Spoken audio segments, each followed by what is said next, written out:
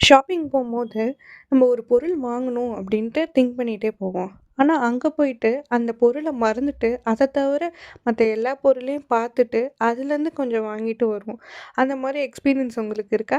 எனக்கு இருக்கு நெறைய டைமு. இருந்தா நீங்களும் சொல்லுங்க. நான் இன்னைக்கு டிமார்ட் ஷாப்பிங்க்கு போனேன். அங்க பார்த்தீங்கன்னா, நெறைய சாக்லேட்ஸு இந்த மாரி டிஃப்ரெண்ட்டா இருந்துச்சு.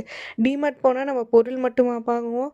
அங்க இருக்க நெறையா திங்ஸ் யூனிக்கா இருக்கிறது எல்லாத்தையும் வாங்குவோம். அதே மாரி அங்க இருக்க பிளாங்கெட்டு ஏற்கனவே நான் யூஸ் பண்ணிட்டுருந்தேன். அதே மாரி எங்க அப்பாவுக்கும், அம்மாவுக்கும் வேணுன்ட்டு 2 பிளாங்கெட் வாங்குனோம். அது வந்து அரௌண்ட் 799.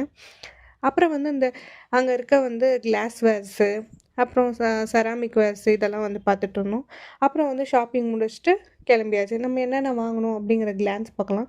இது வந்து ஒரு பிஸ்கெட் வாங்குனேன். அப்புறம் வந்து வேணுங்கிற ஸ்நாக்ஸ் இல்லாம நம்மளால இருக்க முடியாது. அதனால வேணுங்கிற ஸ்நாக்ஸ்லாம் வாங்குனேன். அப்புறம் வந்து என்னோட ஃபேவரைட் சாக்லேட்ல ஒண்ணு ஃபெரோரோ ரோச்சர். அது வாங்காம நான் எப்பவுமே டிமார்ட்லேருந்து வரமாட்டேன்.